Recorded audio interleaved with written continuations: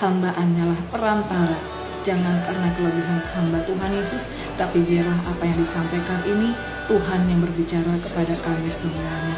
Terima kasih Tuhan Yesus atas anugerah-Mu dan kasih karunia-Mu. Haleluya, amin. Amin. Amin. Oke.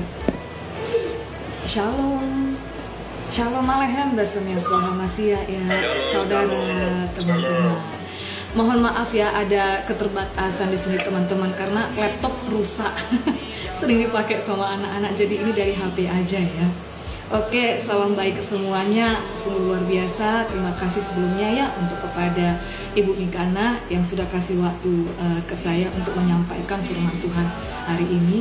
Ya, nah pada malam hari ini teman-teman ya, saudara-saudara, saya ingin membawa tema tentang perang doktrin. Perang doktrin dan roh di dalam pelayanan Paulus. Paulus ini adalah salah satu gembala yang cukup sering saya pelajari bagaimana pola-pola kepemimpinan dia ya, pola-pola penggembalaannya, dan saya juga melihat Paulus ini dia adalah seorang apologet yang cukup luar biasa ya. Ingat waktu dia itu berapologia di sidang Areopagus ya, dia melawan filsuf-filsuf Yunani, dia berkata-kata dengan hikmat, dia berapologia, dia mengcounter serangan-serangan yang merusak ajaran kekristenan. Tapi di samping itu Paulus juga mengajarkan ada yang namanya tentang peperangan roh ya. Paulus menulis, ini saya angkat ya satu tema, lupa ini ayatnya dari Efesus 6 dari ayat 10 ya sampai 18 ya. Ini saya bacakan ya saudara-saudara ya. Akhirnya hendaklah kamu kuat di dalam Tuhan, di dalam kekuatan kuasa-Nya. Kenakanlah seluruh perlengkapan senjata Allah supaya kamu dapat bertahan melawan tipu muslihat iblis.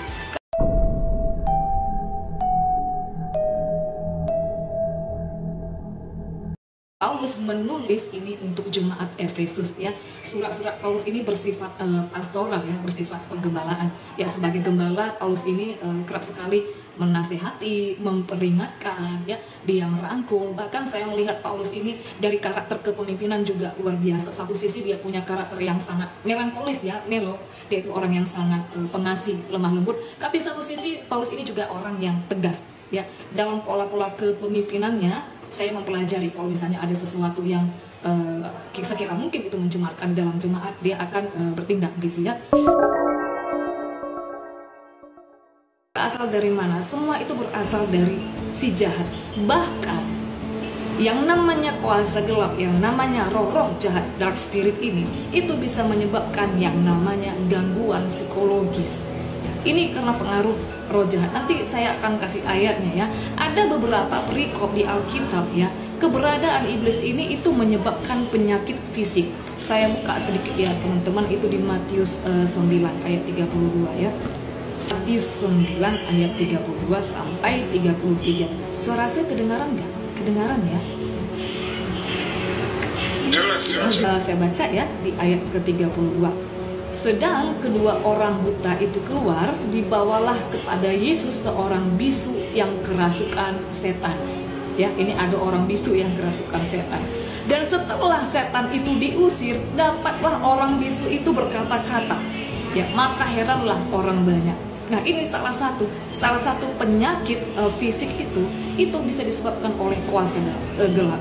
Ya, orang yang sakit jiwa, ingat yang waktu orang gila yang dimasuki legion ya, yang diusir X orang gila di Gerasa ya, setelah diusir, setelah dilepaskan itu kuasa gelap itu orang jadi sehat, mentalnya jadi sembuh.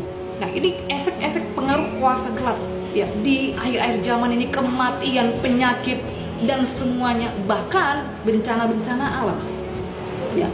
Makanya saya mengajak saudara-saudara, teman-teman kita semuanya, everyday kita berdebat dalam soal ideologi, peperangan di dalam soal doktrin ya, intelektual. Tetapi kita jangan lupa ya, ada yang namanya peperangan roh juga ya. Ini salah satu saya mau sampaikan sedikit saja kesaksian teman-teman. Kemarin kita ada melayani, mendoakan seorang anak muda yang mantan satanik ya.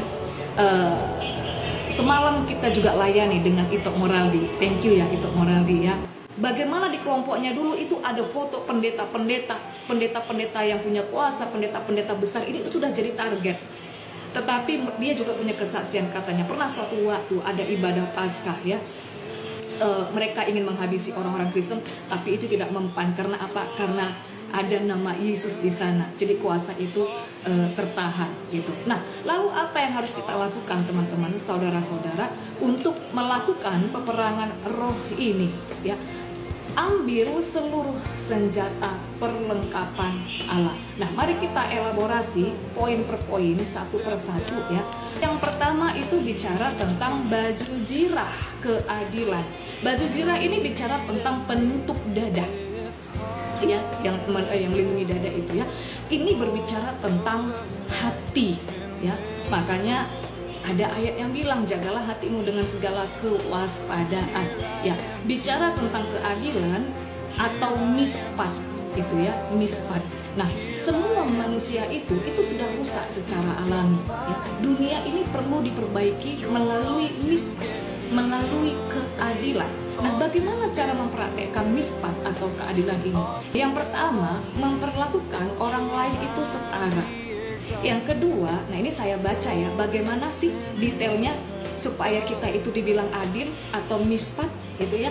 Yang pertama, memperlakukan orang lain itu sama, setara. Kemudian memberi sumbangan kepada organisasi-organisasi atau kepada orang-orang yang miskin atau kepada orang yang membutuhkan. Kemudian yang ketiga, membela yang tertindas. Ini salah satu tugas dari seorang Kristen. Kemudian yang keempat, itu harus berempati di dalam situasi orang yang sulit. Nah, itu kalau pertama bicara tentang baju jirah, penutup dada, menjaga hati supaya kita selalu bersikap adil kepada orang lain. Dan kemudian yang kedua itu ada ikat pinggang kebenaran. Itu sabuk ikat pinggang. Nah, ikat pinggang atau sabuk itu tempat senjata. Nah ya, dan ikat pinggang itu kalau biasanya perang, prajurit, sabuk itu untuk menguatkan pakaian. Ya, ini untuk menguatkan diri kita. Kebenaran inilah yang menguatkan pribadi kita, diri kita di dalam peperangan ya. Nah, ada satu ungkapan di Taurat ya, itu jauhilah dirimu dari perkataan dusta. Ketika berbicara tentang kebenaran, itu bersinonim dengan menjauhi perkataan-perkataan yang dusta. Nah, ini peperangan roh tadi ya. Saya ada baca kitab orang saleh, saudara-saudara, teman-teman, itu di abad 12 sampai 13.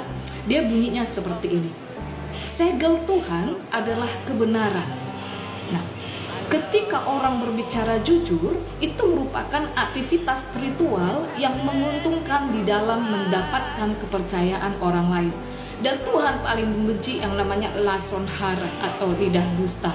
Ya, perhatikan ya, kalau orang-orang yang terbiasa berbohong itu akan sulit mendapatkan kepercayaan orang lain. Nah, Amsal 12 ayat 19 mengatakan lidah orang benar itu tetap selamanya, sementara lidah orang dusta itu hanya sekejap mata.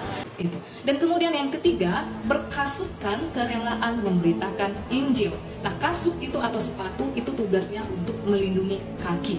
Ya, ini berbicara tentang pendirian rohani. Nah, ya, kerelaan ini bersinonim dengan bahasa Ibraninya rakson. Itu saya baca ya, kerelaan ini. Saya cari-cari apa sih maksudnya kerelaan itu, rakson ya. Artinya sesuatu yang menyenangkan. Pleasure, kesenangan, goodwill, niat baik. Simpelnya begini, ya, biarlah sepatu itu kan sama kayak perlindungan kaki ya, yang melindungi kaki kita ketika kita berjalan, ketika kita melakukan pelayanan. Pasti kadang-kadang ada saja kerikil-kerikil yang kita lewati, ada hambatan menghadapi orang-orang dan segala macam. Ada banyak sekali perjuangan di dalam pelayanan ini ya, apalagi yang pendeta-pendeta seperti PSP yang sudah gembala berpuluh tahun, itu pasti tahu yang namanya jatuh bangun ya, dunia pelayanan itu. Nah, ternyata kita diminta untuk melakukan rason, perlindungan kita supaya kita tetap tegak berdiri ya di dalam pendirian rohani, supaya kaki kita tidak tersandung ya apapun yang terjadi.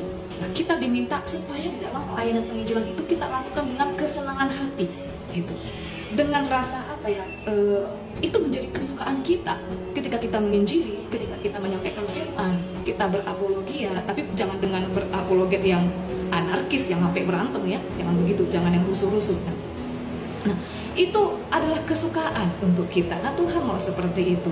Terimalah ketopong keselamatan dan pedang roh, yaitu firman Allah. Nah, ketopong ini bicara ini salah satu yang paling urgent teman-teman, saudara-saudara ya.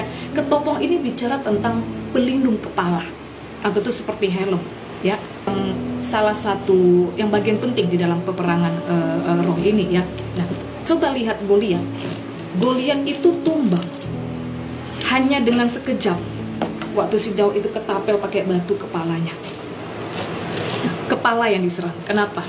Ya, kepala ini salah satu bagian yang penting. Ini bicara apa? Ketopong ini, pelindung kepala ini.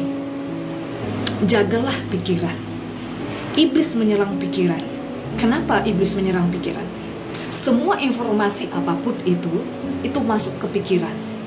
Dan 80-90% orang itu namanya yang bekerja itu di kepala ini itu alam bawah sadar. Orang bisa tersuges dengan pikiran-pikiran yang jelek, orang bisa tersuges dengan ajaran-ajaran yang sesat. Itu semua di sini dulu terkumpulnya di kognitif. Ya, kenapa? Pikiran itu tempat informasi.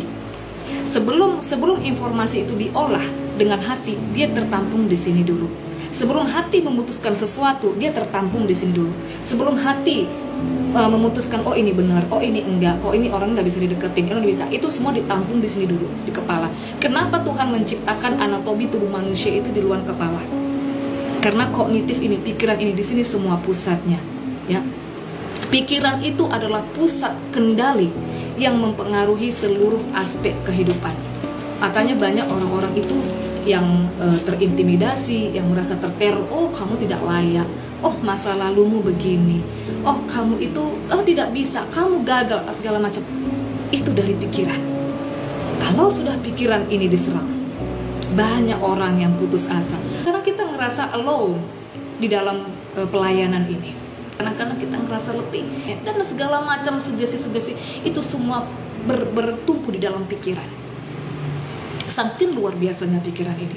Makanya ada istilah sekuler, law of attraction. Ya, pikiran ini adalah magnet. Sesuatu yang kita tarik. Nah, ada bahasa begini teman-teman saudara. Kita ini sebenarnya nggak perlu mengejar. Tuhan itu sudah sediakan. Yang perlu kita lakukan adalah menarik. Pikiran kita ini seperti magnet. Beberapa tahun lalu saya pernah ngomong begini. Padahal saya nggak tahu itu bisa benar atau nggak. Saya ngomong begini ya waktu di gereja teman-teman.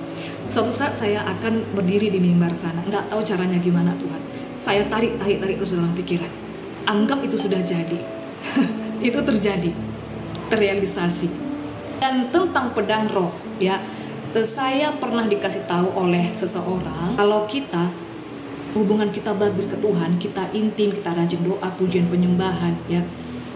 Ini di alam roh, kita ini seperti memegang pedang yang bersinar, gitu. Itu pedang roh. Jadi pedang roh ini di alam roh itu yang menangkis segala kuasa-kuasa serangan dari si jahat. Terima kasih untuk semuanya Tuhan Yesus.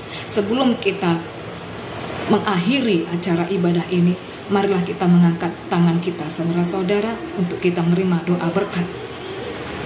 Semoga Tuhan damai sejahtera Gembala Agung Yesus Kristus Tuhan kita kiranya memperlengkapi kamu dengan segala yang baik untuk melakukan kehendak-Nya. Bagi Dialah kemuliaan sampai selama-lamanya. Amin. Amin. Haleluya. Amin, haleluya. Amin. Terima kasih buat semua. Terima kasih.